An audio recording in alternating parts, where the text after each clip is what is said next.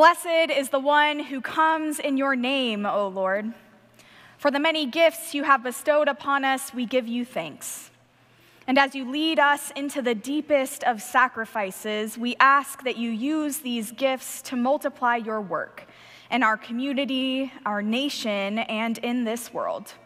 We give you all the glory and honor forever. Amen.